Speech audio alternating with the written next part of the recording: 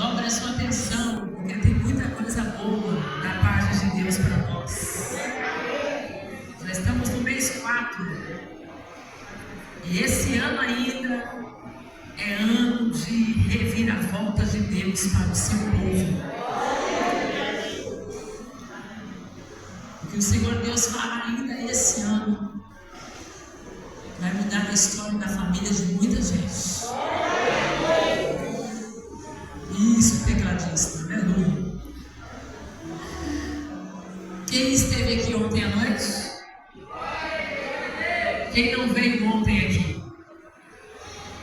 Bastante pessoas. Começamos ontem aqui falando sobre raízes, crescimento, verdades inegociáveis da palavra de Deus. O Senhor falou muito conosco ontem aqui que se nós não entrarmos do jeito que Ele quer, nós nunca seremos realizados. Sempre vamos tentar uma coisa, tentar outra e nada vai dar certo. Porque não tem lugar melhor do que o centro da vontade de Deus. Onde Jesus pegou os fujão aqui, que Ele quer fugir, que Ele não quer se comprometer, que acha muito dificultoso, muito difícil. Ontem Deus nos trouxe para o centro do seu elemento, para o meio da sua esfera. E o ambiente espiritual de ontem aqui foi um começo para tudo que Deus ainda fará.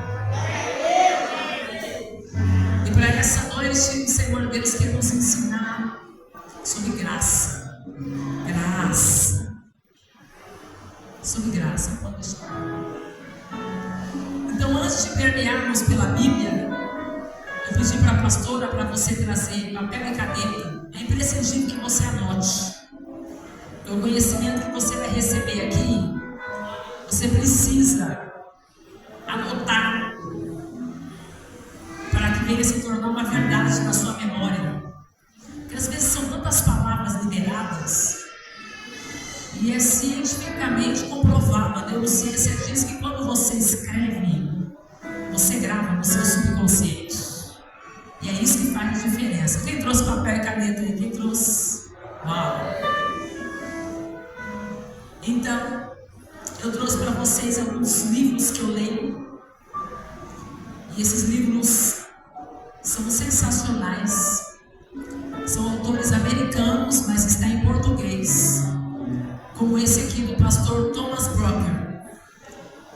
Ele fala sobre a lei das desculpas. As nossas narrativas, as nossas palavras nos impedem de ir para o próximo capítulo da nossa história. E ele fala sobre como viver uma vida de oração sem distração.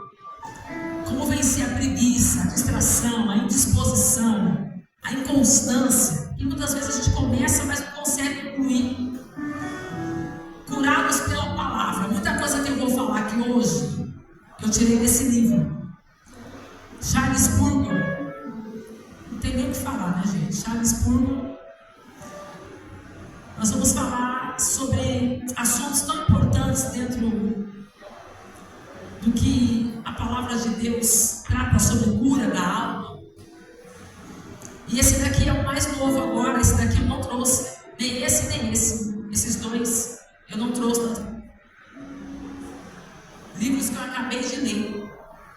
Esse daqui, ó. Batalha espiritual. Como vencer o medo, a ansiedade e a depressão.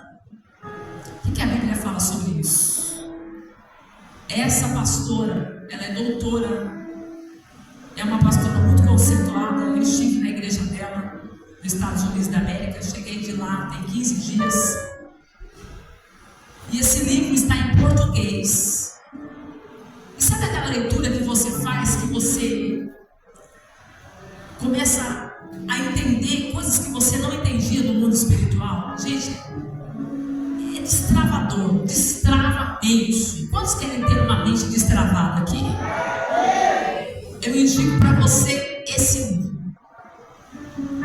Esse livro é absurdamente destravador. Eu não sei você, mas eu vim de uma família disfuncional, de um lar desequilibrado, de uma família destruída. Já para vocês que eu sou a única filha mulher da minha mãe, eu era a pior dessa casa. Mas a minha família estava destruída pelo alcoolismo, pela feitiçaria, pela bruxaria. Os demônios se apoderavam da minha família a ponto de quase todo final de semana a polícia ter que ir lá para poder intervir. Eu cresci dentro de um ambiente de agressão física, agressão verbal. Eu fui abusada quando eu fui criança. Sofri muitas coisas, carregava muitos traumas, muitas dores, muitas feridas na minha alma. E eu dizia para Jesus: como é que o Senhor vai fazer tudo isso que o Senhor está prometendo na minha vida? Eu não tenho condição de viver nada disso. O Senhor me dizia: você vai começar a viver quando você for curado de dentro para fora. E muitas vezes a gente está tão preso na nossa dor, e eu de uma forma subconsciente, tá? Conscientemente você não quer ficar preso, conscientemente você não quer sofrer pelo que te fizeram, mas o seu subconsciente fica agarrado. E é a palavra de Deus que nos liberta, é a palavra de Deus que nos desassocia, é a palavra de Deus que faz essa obra. E eu sei que o que o Senhor Deus começará a fazer aqui essa noite na sua vida vai ser forte demais para toda a sua casa. Eu trouxe também vestido pra gente, ó. Pelo amor de Deus, não me deixe embora com essa mala cheia não, ó. Trouxe para vocês, eu estou usando esse aqui.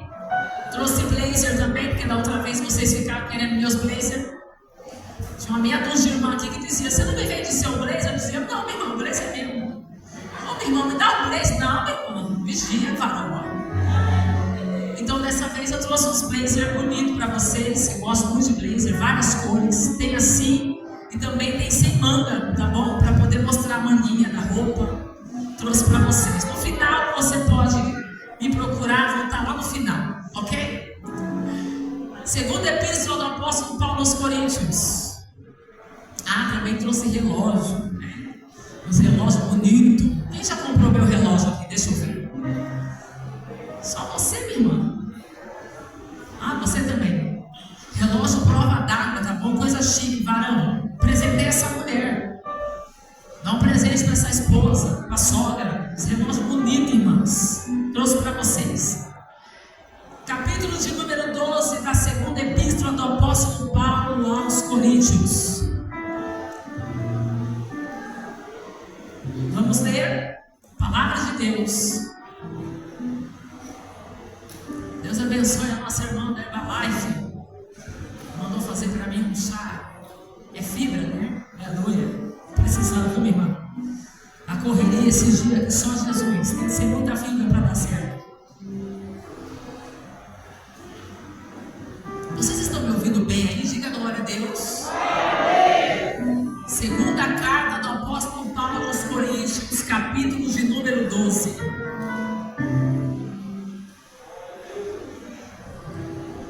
Em verdade que não convém gloriar-me, mas passarei as visões e revelações do Senhor.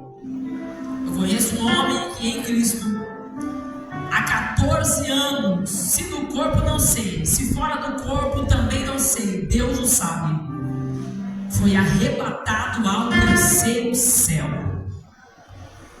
E se foi o tal homem, se no corpo, se fora do corpo, não sei, Deus o sabe, foi arrebatado ao paraíso e ouviu palavras inefáveis, de que ao homem não é lícito falar.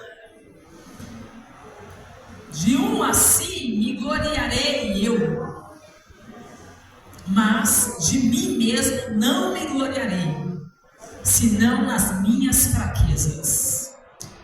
Porque se quiser gloriar-me, não serei necio, porque direi a verdade. Mas deixo isso, para que ninguém cuide de mim, mas do que em mim vê ou de mim ouve.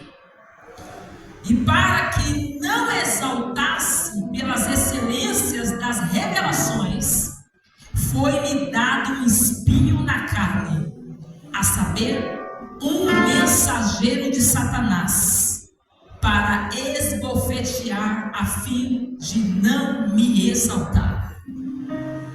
Acerca do qual eu 3 vezes orei, clamei, pedi, supliquei ao Senhor, para que desviasse de mim, para que se desviasse de mim esse espinho. Então o Senhor me disse: a minha graça te basta, porque o meu poder se aperfeiçoa na Pode se assentar, diga glória a Deus. Glória a Deus. Aleluia. Uau, é sobre isso. É sobre isso que Deus quer tratar conosco aqui essa noite. Eu quero falar um pouquinho sobre conhecendo a graça. Mas é seminário de cura interior. Não existe cura interior sem graça. O que leva o homem a se desprender dos traumas, a sobrepor, a sobressair as suas mazelas da alma, é a graça. É a graça. É impossível sermos quem Deus quer que nós sejamos se não for pela graça de Deus. Você e eu não poderemos ativar a nossa identidade, sermos curadas, se nós não conhecermos a graça. O que é a graça? No ano de 2009 foi realizada uma pesquisa com milhares de cristãos que se uniram numa faculdade lá nos Estados Unidos. Os que foram os pesquisadores, os que promoveram essa pesquisa, eram cristãos. Eles eram nascidos de novo, de diversas igrejas, várias denominações, pastores, líderes cristãos. E eles pegaram várias pessoas de várias igrejas e foram questionando eles. Queriam saber qual a diferença de cristianismo e das religiões. E cada um deu uma resposta. Alguns responderam que em todas as religiões existe lei, amor, justiça. Mas só em Jesus existe graça. E o que é a graça? Nós aprendemos na teologia que a graça é o terceiro ato dos 10 atos que resultam na salvação.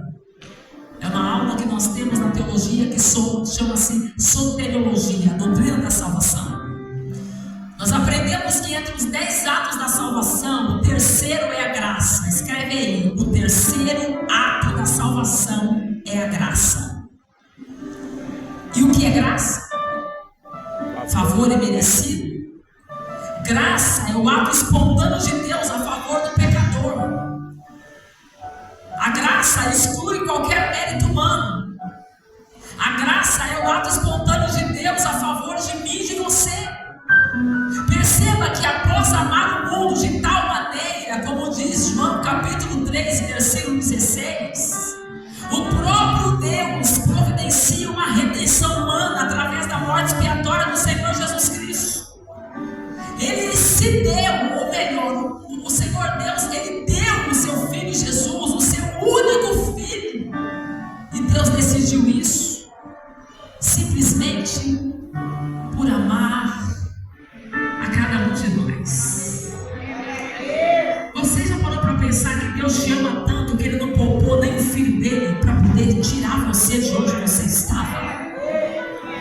Você já parou para pensar que ninguém te queria, mas Deus te quis mesmo quando ninguém acreditava em você? Você já parou para analisar que imensidão de amor é esse? Como pode o amor de Deus ser tão grande, tão poderoso que nem o seu próprio Filho Ele poupou? Entenda que Deus decidiu qual extensão dessa tão grandiosa graça deveria ser. Essa graça seria apenas para alguns? As pessoas me perguntam.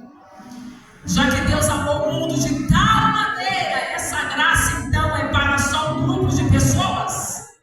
Ou será que essa graça é para o mundo todo? Presta atenção, pelo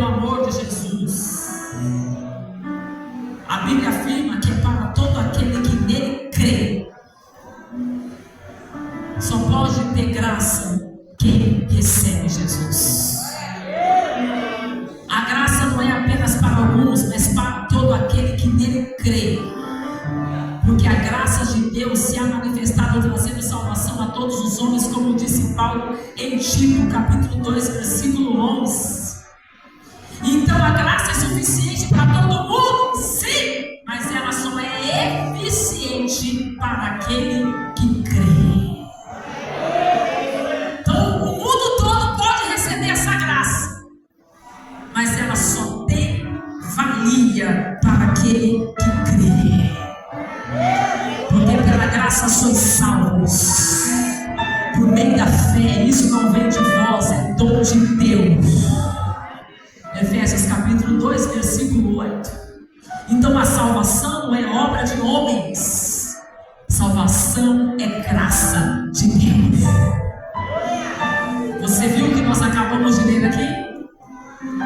Paulo falando. Paulo dizendo que eu conheço um homem que em Cristo há 14 anos foi arrebatado ao terceiro céu. Ele está falando dele mesmo.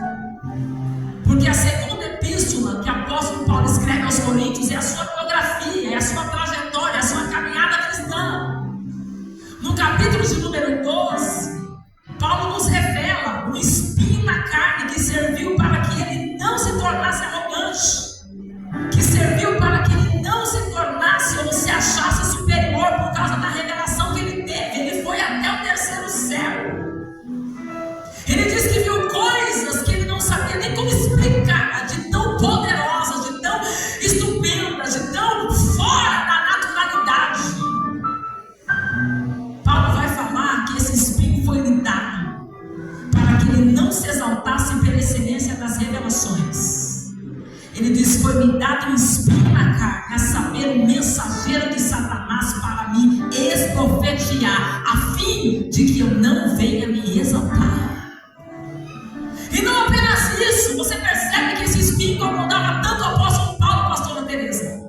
Esse espinho incomodava tanto o apóstolo Paulo, servos e servas de Deus, que ele orou por 3 meses. Ele suplicou a Deus, ele implorou: Senhor, tira de mim, desvia de mim, arranca de mim, afasta de mim. Paulo sofreu muito com esse espinho na carne, para ele orar 3 vezes, pedindo a Deus que arrancasse, que tirasse. É porque de fato estava doendo demais. Mas a resposta que ele recebeu é que me faz pensar sobre cura interior. O Senhor disse: a minha graça te basta, porque o poder se aperfeiçoa na fraqueza. Deus se refere à sua graça como revestimento de poder. A palavra fraqueza significa incapacidade.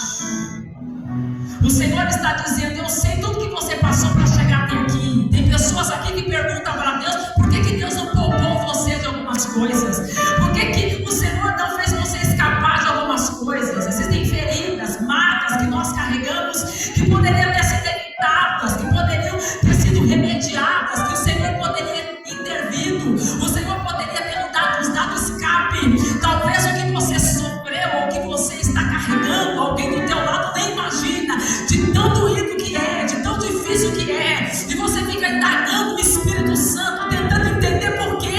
Por que Deus quer usar você se tem gente que não passou pelo que você passou? Por que Deus quer levantar você se tem gente melhor do que você?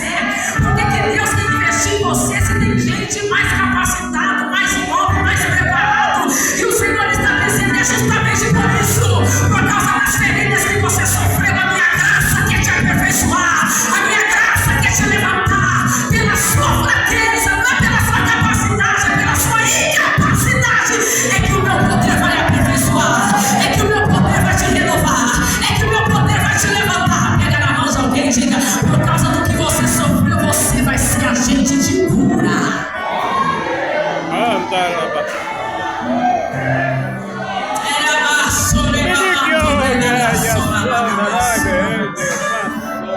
A minha graça é um revestimento de poder. É ela que vai aperfeiçoar você nas situações que estão além da sua capacidade. Deus não está perguntando para você se você sabe falar, Ele está perguntando se você está disponível. Deus não está perguntando da família que você veio, Ele conhece exatamente de onde você veio. Ele quer saber se você acredita que Ele pode te usar. Por isso, o Senhor quer nos ensinar acerca do quão importante é a graça dele sobre a nossa vida.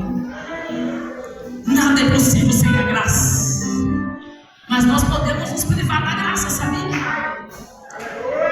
Nós podemos impedir que a graça de Deus venha sobre nós, você sabia? Hebreus capítulo 13, versículo 15 está escrito: tenha cuidado que ninguém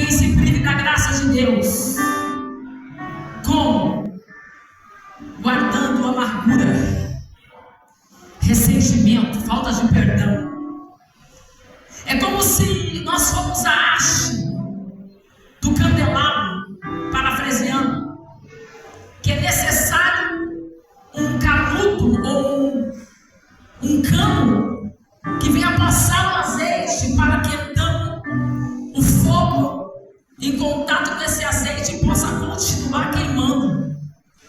Quando você tem amargura, quando você guarda ressentimento, quando você e eu não perdoamos, esse canudo, esse canal por onde o azeite passa fica entupido e o fogo começa a apagar. Então vem a frieza, vem a falta de não querer se comprometer, vem a vontade de querer ficar no seu casulo, ficar no seu cantinho, não querer entrar do jeito que Deus quer. Não é pela sua incapacidade, não, é porque tem raízes aí dentro de você que tem que ser removida, é porque tem coisas aí dentro de você que tem que ser tratado. Mas eu vim declarar nessa noite que pelo poder da palavra vai ser desentupido, vai ser desobstruído, vai ser destravado. Deus vai entrar e vai abrir esse canal para que venha ser canalizada a graça.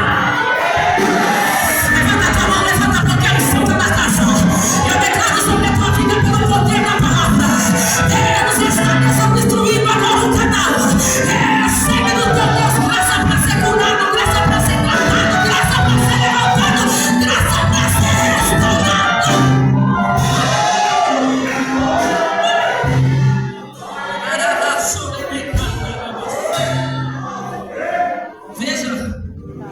Veja que o Senhor não retirou o espinho da carne. Paulo orou, mas Deus não retirou. Paulo suplicou, mas Deus não retirou. Paulo pediu muito, mas Deus não removeu. O espinho na carne continuava. Mas entenda o que a graça fez. A graça ajudou Paulo na sua fraqueza. Gente, isso aqui é intrigante. Que não haja mais nenhuma referência do espinho na carne. Daqui para frente, nunca mais você vai ouvir falar de espinho na carne de Paulo. Paulo reclamando, Paulo falando, nunca mais. Porque a Bíblia não diz que o espinho na carne estava ligado a alguma doença, uma perseguição que Paulo sofreu ao longo da sua vida. Algumas hipóteses, mas nada conclusivo. Mas nós podemos analisar alguns fatos importantes sobre esse espinho na carne de Paulo. O primeiro ela é de origem espiritual. Porque Paulo diz, na carne era um mensageiro de Satanás. Esse espinho que ele tinha na carne era um mensageiro de Satanás. Por isso tinha efeitos físicos. O espinho na carne afetava o seu corpo. Era ruim. O espinho na carne atormentava Paulo. E ele queria muito ficar livre dele. O espinho na carne fazia Paulo se privar demais além de romper algumas coisas. E ele pediu para que o Senhor removesse, porque acreditava Paulo, como muitos de nós acreditamos aqui.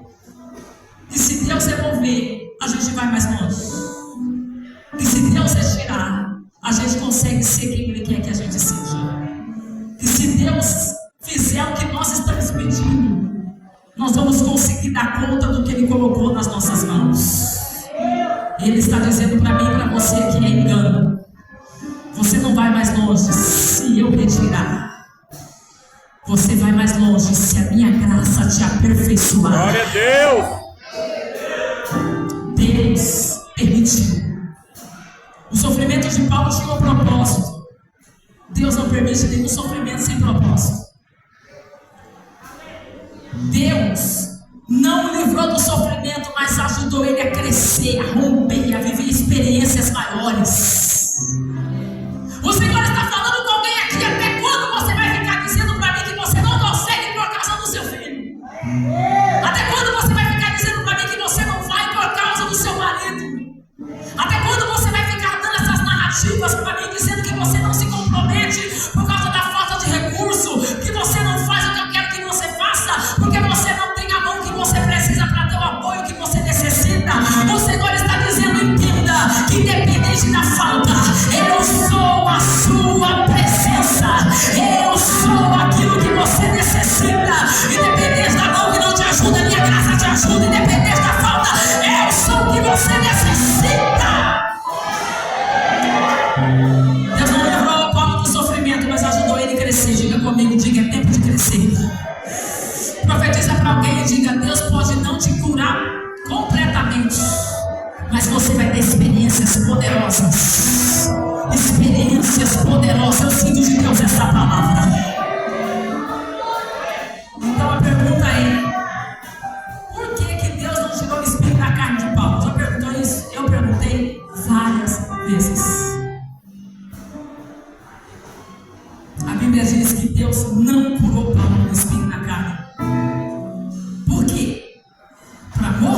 para ele que a graça é suficiente.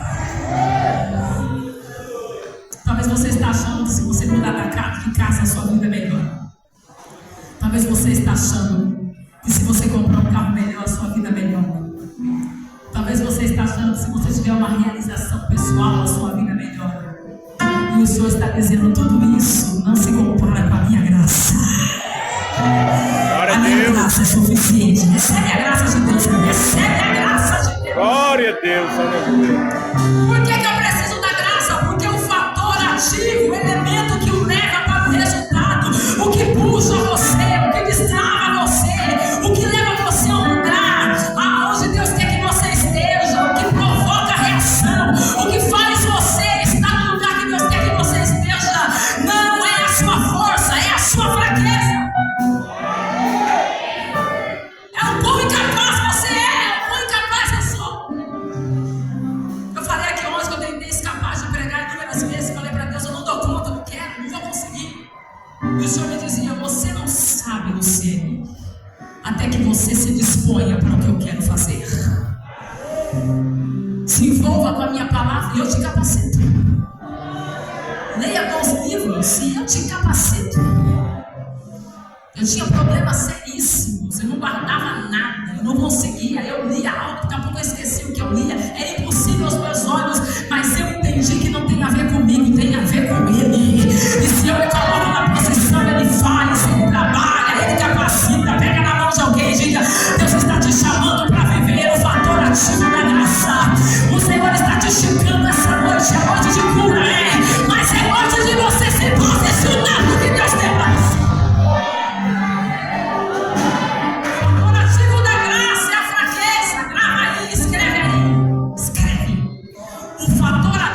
Da graça é a fraqueza. Para você nunca mais esquecer. Porque toda vez que você se sentir fraco, você vai falar, Senhor, eu estou fraco, você vai lembrar. Essa fraqueza é sinal de que a graça vai me levantar, a graça vai me empurrar, a graça vai me levar. Eu sinto que é noite do destravar de Deus na vida de alguém. Quando estava fraco em sofrimento, Paulo podia ver que o sucesso do seu ministério não dependia dele. Quando Paulo se sentia incapaz, ele podia saber que não era dele, não vinha dele. Ele foi muito privilegiado por receber visões e dons, mas tudo isso era obra de Deus. Tudo isso é coisa de Deus. Quando alguém chega para mim e fala, meu Deus, mulher, como você prega, como isso, como aquilo, outro, como Deus te usa, eu digo, não sou eu, é Deus. Glória a Deus. Ele foi muito privilegiado, recebeu visões, mas ele sabia que não era dele, era de Deus. Tem gente que Deus quer dar coisa grande, mas ele não entende que não é dele, é de Deus. Paulo sabia que ele era fraco, mas Deus é forte. E Deus usou Paulo para abençoar muitas vidas, mesmo com o espinho na carne, inclusive a minha e a sua aqui essa noite. Perceba o que Deus está nos dizendo através desse segundo dia do seminário de cura interior, que é esse problema, é esse desafio que está te puxando para o sucesso. Porque se não fosse esse problema, você não estava orando como você está orando. Se não fosse essa luta, você não estava buscando como você está buscando. Se não fosse essa batalha, você não estava na guerra como você está. Essa luta, esse deserto que está te conduzindo a um lugar seguro, esse filho, esse marido afastado que está te trazendo a orar, levantar de madrugada, jejuar, subir monte, descer vale, buscar intensidade. Você diz, Deus, eu estou fraco, eu estou cansado, eu estou cansada. E o Senhor está dizendo, mas a minha graça está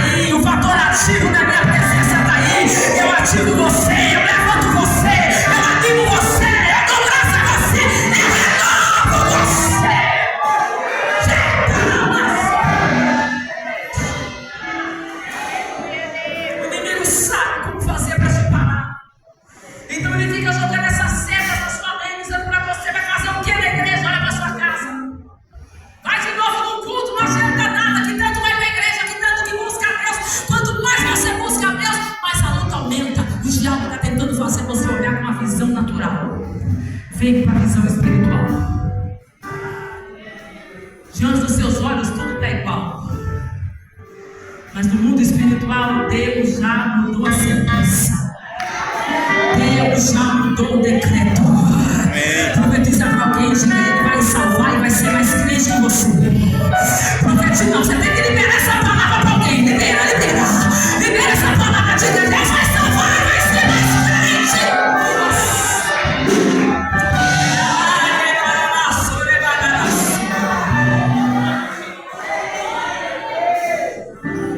O poder está se aperfeiçoando na nossa fraqueza. Fala que não. Você nem sabia que você tinha essa força toda. Porque na ótica de muita gente era para você ter parado. Na ótica de muita gente era para você ter entregado. Eu contei para vocês a experiência da minha mãe na fé. Uma velhinha de 90 anos de idade. Dirigia ciclo de oração. Aquela mulher dava um banho tantos jovens. Fazia visita, hospital, no lar, morava nas casas. Meu Deus do céu. Cantava 70 hinos da harpa durante a noite, a madrugada. E os crentes desanimados. Olha para alguém e diga, não é você não, né, irmão? Fala, é você. Ai, não passa, não vou, não consigo, você. Pra que tudo isso? Pra quê? E ela, além de ser tudo isso, 4 filhos que não queria nada com Jesus. Viúva. Os 4 filhos dela se envolveram com criminalidade. 2 foram presos, condenados pela polícia. E naquela manhã, alguém me ligou dizendo: os últimos 2 filhos da irmã Flora foram presos também. 4 filhos presos. Eu pensei na minha ótica, agora ela vai entregar. Porque não tem como, gente. A mulher é muito envolvida com as coisas de Deus. É muito problema para alguém resolver. Eu pensei, ela vai falar com o pastor, põe outro no meu lugar, põe uma irmã mais nova. Eu pensei que ela fosse dizer: pastor, prepara alguém mais melhorado do que eu, porque eu estou muito cansado, tenho muito problema. Cheguei na casa dela pensando que ela ia me dizer: me leva até o pastor que eu vou entregar tudo. Quando eu cheguei, ela estava com os olhos inchados, passou a noite chorando. Umas moedas na mão, balançando. Quando ela abriu a porta, ela falou: que bom que você chegou, minha filha. Vai lá no açougue e compra carne. Eu olhei para as moedas na mão dela e falei: mas irmã Flora, ela vai logo. E eu fui que nem Pedro. Quando Jesus falou para Pedro: Pedro, vai lá no mar e pesca com a vara. Pedro não pescava com vara, irmão. Pedro pescava com rede. Pedro era dono da maior embarcação. A família de Pedro trabalhava com muitos barcos. Vara. Imagina Pedro com a varinha lá pescando e o povo passando e dizendo: ei, Pedro. E depois começou a andar com Jesus, faliu. Ei, Pedro. E depois começou a andar com Jesus, ó. Nem tem mais barca, agora tá com a varinha. Você viu? Eu vi Pedro com a varinha lá na praia, tadinho de Pedro. Só que Pedro está só com uma palavra. Você vai pescar um peixe quando você abrir o dinheiro para lá dentro. Quando você é envolvido pela promessa, você para de ouvir gente em palpiteira. Quando você está no centro da espera do que Deus quer realizar, você para de ficar ouvindo gente que não sabe o que Deus tem da sua vida. Olha, passou, olha lá, as moedas. Cheguei em casa, olha no açougue. Açougue ele falou: dá para dar uns 2 pedacinhos de carne e dá logo, pelo amor de Deus. Ele me deu. Quando eu cheguei na casa da irmã Flora, não entendi nada, mas ia pelo caminho pensando: eu não estou entendendo, mas eu tenho certeza que ela vai entregar. Vai aguentar não. Ela estava com 2 blocos no meio do quintal, a trempe do fogão, balançando o carvão, pegando fogo, abanando e gritando: passa sal na carne e bota na churrasqueira. Eu pensei comigo: meu Deus, não estou entendendo não. Fui lá, passei sal na carne e coloquei lá para queimar, para assar. E comecei a dizer para ela: irmã Flora, essa carne está queimando. Não vai dar para comer isso aí não, irmã Flora. Ela disse: quem falou que nós vamos comer? Então por que a senhora fez a minha açougue? Para que a senhora montou isso aqui no meio do quintal? Para que nós ele que eu tô na luta, mas tá tendo festa aqui em casa. Tá tendo churrasco aqui em casa. Pega na mão de alguém e diga: confunde teu inimigo, confunde. O inimigo quer ver você na sua luta, entregando, abandonando. Não, é agora que eu vou, é agora. É agora que eu vou pra igreja, é agora que eu vou me comprometer, é agora que eu vou pegar o seu coração, é agora que eu vou cantar. Não, a minha cara de derrota aqui pra você, Satanás, é agora. É agora que eu vou me levantar. Recebe graça, seja cheio da graça.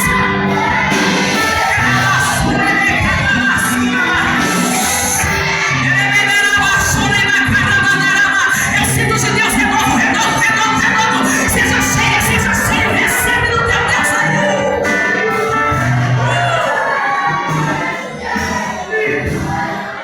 Glória a Deus. Deus não quer a nossa força, irmão. Deus não quer a nossa força. O poder está se aperfeiçoando na sua fraqueza. Não tem a ver com a força que você não tem. Tem a ver com sujeitar-se à vontade de Deus. Eu estou aqui, Senhor, com esse espinho na carne, mas eu vou, porque a tua graça vai me usar. E pode ver, quando você está no dia da tua dor, que você se dispõe ao dia que Deus vai te usar. É o dia que Deus vai se manifestar. Até as crianças estão dando glória. Eu quero 2 para crer, eu quero 3, eu quero 4. Tem mais alguém aí para receber? Vai, Johnny, vai. Cadê os crentes batizados com o Espírito Santo? Cadê? Cadê os crentes que vêm para receber de Deus? Cadê? Levanta a tua mão e pega. Seja cheio do Espírito Santo.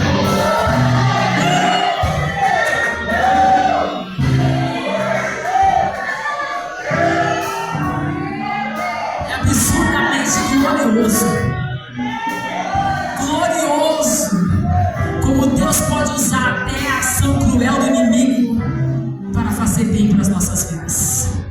A irmã Flora não está viva. Jesus levou ela para a glória. Mas os 4 filhos dela são pastores presidentes.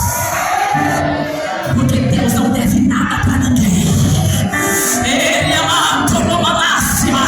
O Senhor está dizendo através do seu comprometimento: eu vou levantar ele, vou salvar ele, vou usar ele, vou levantar, vou fazer coisa grande da vida dele.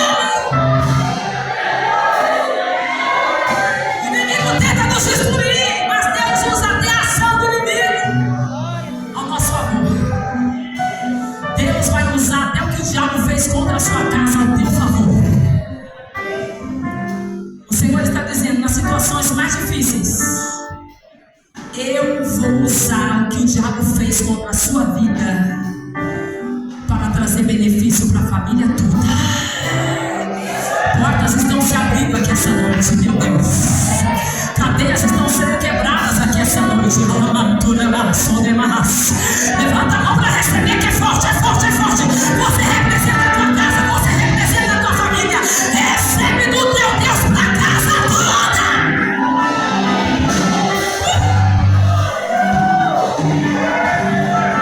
Fala agora, cheio da graça.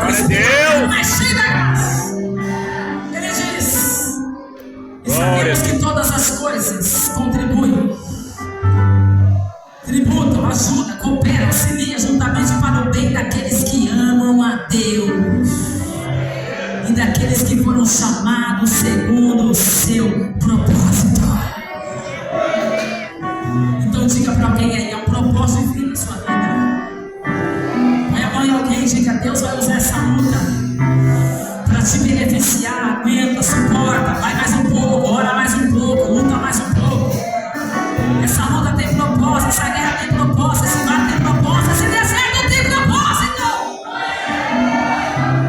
O Senhor nosso Deus quer que eu e você venhamos ativar a nossa identidade espiritual. Veja o que Paulo está nos ensinando. Paulo está dizendo: ele não tirou de mim, mas eu continuo. E continuo melhor do que antes.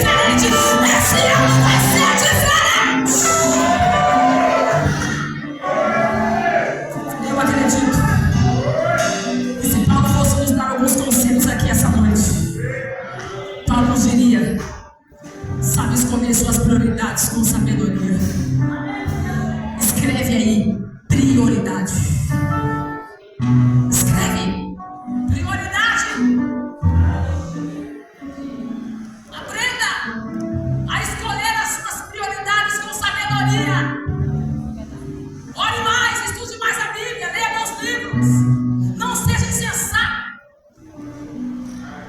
Provérbios fala muito sobre essa palavra insensato, insensatez. Insensato é diferente de ignorante, tá?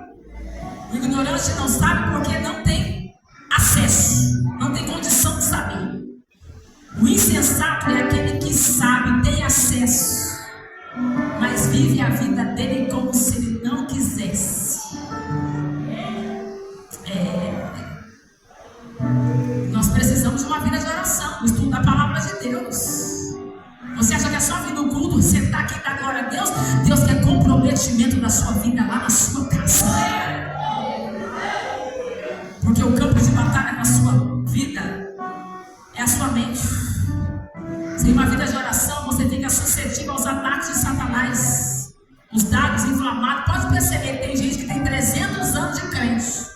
Ele sempre é atacado na mesma coisa. Paulo não. Paulo falou, eu orei 3 vezes. Não tirou, a graça aperfeiçoou. Eu estou aqui, nunca mais eu falei no assunto. Por quê? Porque eu não aceito mais viver de comiseração, lambendo as minhas feridas. Que eu entendi que o que Deus não curou, Ele quer usar para curar outras pessoas. Só tem um jeito de eu e você continuar firme no que Deus tem para nós.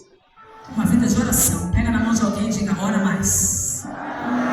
E leia mais a Bíblia, medita mais na palavra de Deus. Amém, não, mas eu não oro porque eu estou fraco. Ora por mim, ora por mim. Ora por mim, não ora por mim. Eu pergunto à pessoa que pede oração, você está orando? Ei, não é porque eu estou fraco. E quem disse que a gente não ora porque é forte?